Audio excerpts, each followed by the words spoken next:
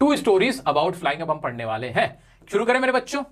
भाई important word देखते हैं। लेज मतलब चट्टान, शेल्फ, स्किम मतलब मंडराना, वेवरिंग, लाइटिंग। अब 2 स्टोरीज अबाउट फ्लाइंग यानी 2 स्टोरी अलग अलग, 2 स्टोरी हैं। एक स्टोरी अलग है, दूसरी अलग है। भाई पहली स्टोरी के लिए जो वर्ड हमें पता होनी चाहिए वो देख लेते हैं। स्किम मतलब मंडराना, अपब्रेडिंग मतलब डांटना, कोल्ड करना, सीगल एक समुद्री पक्षी को कहते हैं, ब्रिंक मतलब किनारा या एज होता है, और डिवोर मतलब लालच से खाना या ग्रीडली खाना, किसी चीज को लालच से खाना, ब्लेजिंग मतलब तेज चमक या वेरी हॉट, और प्लेटो मतलब पठार, हायर लेवल ग्राउंड। ठीक है, आ जाते हैं। पहली कहानी है एक ऐसे समुद्री पक्षी की कहानी जिसे उड़ने से डर लगता था। किससे डर लगता था? फियर ऑफ फ्लाइंग था। किस चीज का डर था? फियर ऑफ फ्लाइंग, कि भाई मुझसे उड़ा नहीं जाएगा। छोटा बच्चा था पक्षी और वो उड़ नहीं पाता था। अब कैसे उसका डर दूर होता है, ये कहानी उसी के ऊपर है। आ जाओ। His first flight is a story based on young seagull who is afraid to fly first time because of distrust on its wings. Important word है distrust. उसको क्या था? ये कहानी है एक किसकी कहानी है ये? Story based on young seagull की कहानी। किसकी? यंग सीगल की कहानी। ये फर्स्ट फ्लाइट पढ़ रहे हैं हम। फर्स्ट फ्लाइट में भी किसकी फर्स्ट फ्लाइट है? His first flight. किसकी? His first flight. ठीक है, इस कहानी किसकी है? एक सीगल है। कौन है? एक सीगल है। मुझे क्या याद रखना होगा अगर मैं 10th क्लास का एग्जाम देने जा रहा हूं तो मेरे को क्या याद रखना है? सीगल है, उसको क्या है? डिस्ट्रस्ट है। क्या है? डिस्ट्रस्ट है, जिसकी वजह से फियर है, भरोसा नहीं है। किस पे? अपने विंग्स पे। किस पे भरोसा नहीं है? विंग्स पे भरोसा नहीं है। तो वो क्या करता है फिर देखते हैं। All his younger siblings can fly fearlessly. उसके जितने भी siblings यानी बहन भाई हैं वो आराम से फ्लाई कर सकते हैं। ऐसे ऐसे उड़ रहे हैं, ऐसे ऐसे उड़ रहे हैं। With shorter wings except him.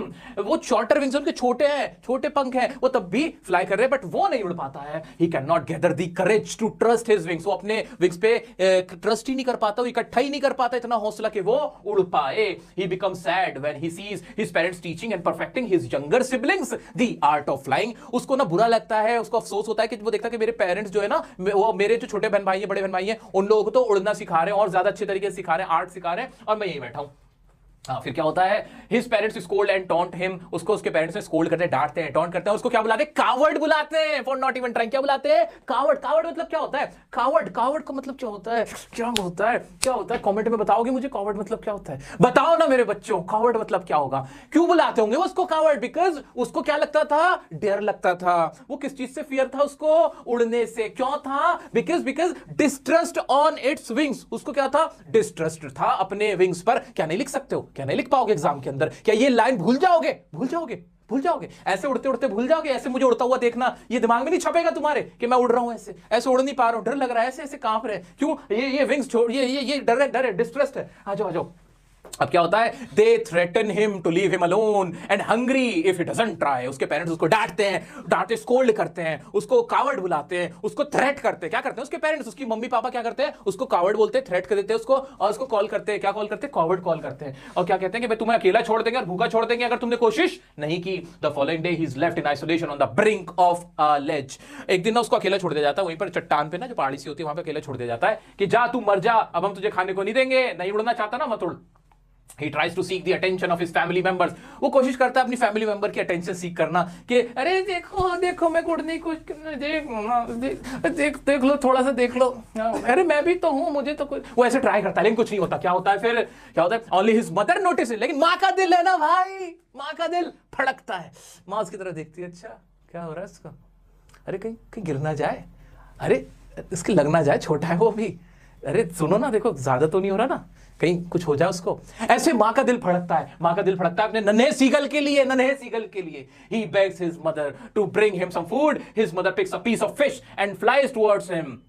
अपनी माँ से कहता है, माँ थोड़ा सा खाना दे दो, भूख लग रही है। उसकी माँ एक मछली का जो टुकड़ा होता है अपने चोंच में दबा के उसकी तरफ उड़ती है, बट फिर क्या होता है? क्या होता है? स्टॉप्स मिडवे और बीच रास्ते में रुक जाती है। He gets maddened out of hunger and takes a dive at the fish with a loud shout. लेकिन वो ये सब देख के ना भूख में कि मेरी माँ ने मुझे नहीं दिया, और वो ऐसे ही बीच में रुक गई, वो ऐसे कूदता है खाने की तरफ और लाउड शाउट के साथ ऐसे लेके कि उस किस चीज को पकड़ने के लिए? उस फिश के टुकड़े को पकड़ने के लिए, भूख के मारे। At the fish with a loud shout, he falls outward and downward into space, and he can feel his wings cutting through the air. Finally, he takes his first flight. All the family members celebrate his victory by cheering and diving around him. This is how the young seagull overcome. अब फिर क्या होता है? वो ऐसे कूद जाता है, ऐसे कूदता है तो उसको समझ में आता है कि अरे मैं तो हवा को काट रहा हूँ, अरे मैं तो उड़ने लगा, और इस तरह से अपनी फर्स्ट फ्लाइट ले लेता है। उसके जो भी फैमिली मेंबर्स होते हैं, all their family members celebrate together. वो क्या करेंगे? रोएंगे क्या? अरे फर्स्ट फ्लाइट ले ली तूने भाई। नहीं हंसेंगे ना यार, हंसेंगे। क्या ये लॉजिकल है ना?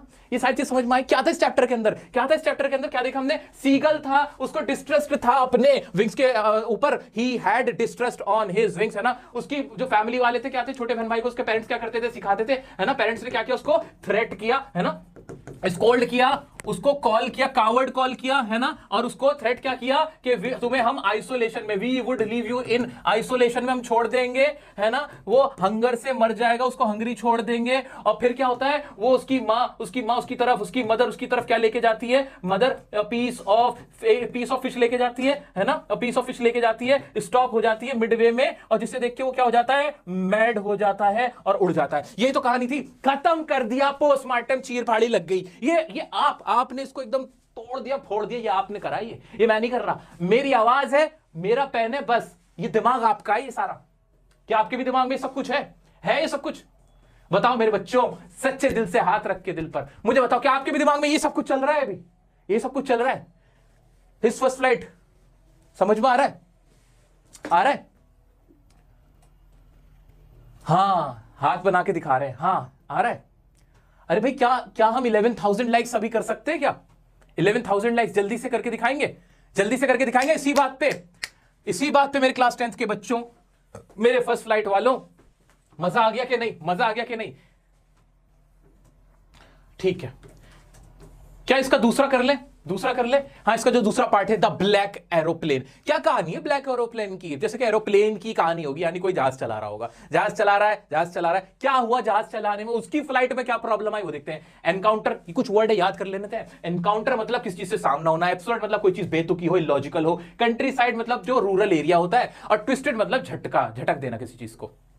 और उसका लॉन्ग आंसर देखते हैं।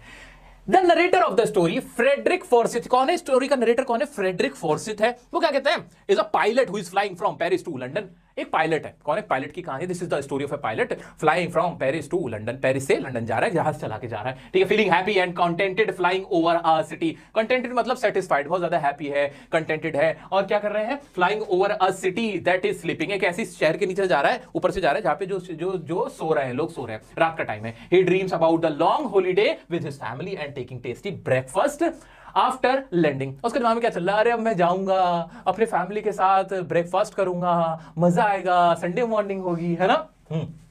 Okay. As soon as he crosses Paris, he gets a look of the dark cloud signifying the upcoming storm. जैसे ही वो पेरिस को क्रॉस करता है ना, तो वहां पे उसको डार्क क्लाउड्स, घने बादल नजर आते हैं, स्टॉर्म, जिससे लगता है कि भाई क्या आ जाएगा, तूफान आ जाएगा, जिसका मतलब होता है तूफान आने वाला है। For the sake of safety, he should turn back to Paris as he doesn't have enough fuel to fly up or around them. तरीके देखा जाए तो सेफ्टी के पर्पस से उसको वहां पे रुक जाना, वापस हो जाना चाहिए था, वापस मोड़ लेना चाहिए था अपने प्लेन, लेकिन वो नहीं रुकता है, क्योंकि उसके दिमाग में तो नाश्ता चल रहा था अपनी फैमिली के साथ। बट ही थिंग्स अदरवाइज, वो अलग सोचता है, to fulfil his dream of having a breakfast with his family. लेकिन उसके दिमाग वही था कि फैमिली के लिए, फैमिली के साथ ब्रेकफास्ट करूंगा। और क्या करता है, he risks the life of his passengers and heads straight into the storm. वो अपने पैसेंजर्स की लाइफ को क्या डाल देता है, मुश्किल में डाल देता है। और क्या कहते हैं, और किस तरफ चला जाता है, पैसेंजर्स और स्टॉर्म की तरफ चला जाता है। अब यहाँ पे कुछ लोग कहते हैं कि यहाँ पे पैसेंजर की लाइफ कहां से आ गई? देखो, खाली जहाज तो उड़ता नहीं है, वो अकेला पायलट खाली जहाज को तो ला नहीं रहा होगा, तो ये ऐसा हम लोग मान लेते हैं कि उसके साथ पैसेंजर होंगे। अगर आपके टीचर बोले कि भाई नहीं पैसेंजर नहीं थे, बिल्कुल नहीं मानना, तो कहना ठीक है भाई, लॉजिकली तो यहाँ पे पैसेंजर होते हैं भाई, बनता खाली जहाज थोड़ी आ रहा होता है, ठीक है। तो चाहो तो इस वाली लाइन को स्किप कर सकते हो। अगर लग रहा है आपको कि हाँ नहीं लिखना है, तो बहस में मत पड़ना, लाइफ ऑफ हिज पैसेंजर्स ये वाला निकाल सकते हो, कोई दिक्कत नहीं है, ठीक है। Everything gets dark and all the instruments stop working. भाई सब कुछ ना एकदम से डार्क हो जाता है, तूफान आ जाता है, सारे इंस्ट्रूमेंट काम करना बंद कर देते हैं। फिर क्या होता है, he lost control of the plane. Plane से उसका कंट्रोल हिलने लगता है। When he lost all the hope, he sees another plane flying next to him. जैसे वो कंट्रोल खो रहा होता है, उसको अचानक से अपने बराबर में एक और प्लेन दिखाई देता है। वो कौन सा प्लेन होता है? वो होता है ब्लैक एरोप्लेन। क्या होता है? ब्लैक एरोप्लेन होता है, ब्लैक एरोप्लेन होता है। He sees another plane flying next to him through the storm. The anonymous pilot. Anonymous मतलब जिसका नाम नहीं पता। Anonymous मतलब जिसका नाम नहीं पता। The anonymous pilot guided them out of the storm and disappears. और वो गायब हो जाता है, उसको गाइड करते हुए storm से बाहर निकाल देता है। After landing, the pilot asked about the other plane of that other plane's pilot. He is left in shock to know that there was no flight in the sky except his. लेकिन वो जाता है, बाद में कहता है, अरे landing करने के बाद, अरे वो रिसेप्शन में जाके पूछता है, मैडम वो कौन था, वो ब्लैक एरोप्लेन का पायलट, मुझे बताना जरा कौन था वो। वो कहते हैं, एक्सक्यूज मी सर, यहाँ तो आपके अलावा कोई और आज फ्लाइट उड़ ही नहीं रही थी, सिर्फ आप ही की फ्लाइट थी। वो हैरान रह जाता है कि मेरे अलावा कोई और फ्लाइट थी नहीं, तो फिर वो क्या था? ठीक है, ये कहानी है इन दोनों चैप्टर की। जल्दी से इसके क्वेश्चन देख लेते हैं मेरे प्यारे बच्चों। Why was the young seagull afraid to fly? Do you think all the young birds are afraid to make first flight, or some birds more timid than other? Do you think a human baby also find it challenging to take it first step? Simple सा question है। वो क्यों डर लगता था उसको? Distressed था wings पे। क्या बार बार बताऊं? नहीं सर, ये तो समझ में आ रहा है। ह्यूमन बेबी को भी लगता है, शुरुआत में लगता है वो गिरते संभलते, लेकिन पेरेंट्स उनकी हेल्प कर देते तो वो चल देते हैं। अच्छा सर, ये आप हिंदी में बता रहे हो, हम इंग्लिश में कैसे लिखेंगे? हम इंग्लिश में कैसे लिखेंगे? मैं हिंदी में इसलिए बता रहा हूं क्योंकि इंग्लिश में क्या लिखना है, कैसे, वो सब कुछ अच्छे से मैंने ऑलरेडी अभी कराया है, तो इसलिए अब इसे को इंग्लिश में नहीं बोल रहा, समझाने की वजह से हिंदी में बोल रहा हूं। क्लियर है ना? हाँ, वरना हिंदी में मत सोचना, ये सारे वर्ड्स माइंड में रखने हैं, है ना, कि he had distrust on its wings, that's why he could not muster courage, या he could not gather courage to fly, ये लिखना है ना? इसी में से लिखा है ना, इसी में से तो बोल के बता रहा हूं ना। यही तो सर, आपको तो याद रहता सब कुछ, आओगे, अरे चलो मुझे याद रहता है, लेकिन तुम भी तो 4-5 बार पढ़ोगे ना, जब 4-5 बार पढ़ लोगे ना तुम्हें भी याद रह जाएगा। चलो और देखते हैं।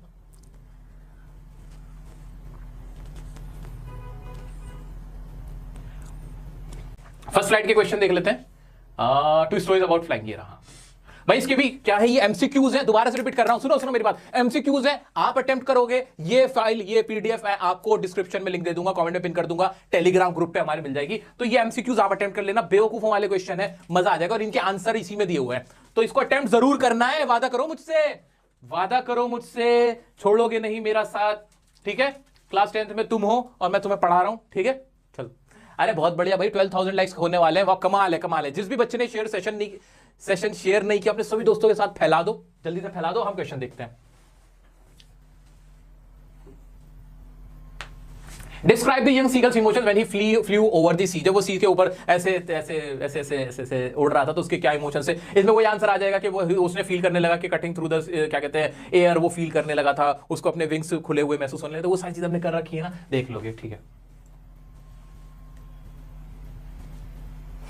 सिंपल सा है। The Oxford dictionary defines hungry as a bad tempered irritable as a result of hunger. What extend young seagull's motivation क्या था भाई? वो हंग्री था, डेस्परेट था, और इस वजह से वो उड़ पाया था। The young seagull was alone on his ledge. How far do you think this condition was by his choice? नहीं, उसकी चॉइस की वजह से नहीं थी, बिकॉज उसका डिस्ट्रेस था। वही सेम आंसर ही होने, बहुत ज्यादा अलग इसमें नहीं जाएगा। If you were the family member of the young seagull, would you also decide not go near him? Elaborate with reason. भाई अगर आप उसकी फैमिली मेंबर का एक हिस्सा होते कि आप भी उसके पास ना जाते? हाँ, नहीं जाते, बिकॉज हमारी फैमिली, हम चाहते थे कि हम उसको अननेसेसरी सपोर्ट ना करें, और हम उसको चाहते थे कि we want him to fly, we would want him to fly. इस तरह से पूरी लाइन हो जाएगी। The young seagull failed to muster up courage to take the plunge. And what way they can the reference to the plunge here be both literal and metaphorical? ये भी metaphorical वाले question अभी थोड़ा सा hold कर रख देते हैं, क्योंकि पोएटिक डिवाइस मैंने आपको नहीं करा, पोएटिक डिवाइस करा दूंगा, फिर ज्यादा समझ में आ जाएगा। The fight or flight response, that is to stay and face a situation or run from it, is an automatic reaction to an event perceived as stressful or harmful. How would you evaluate the young girl's response on finding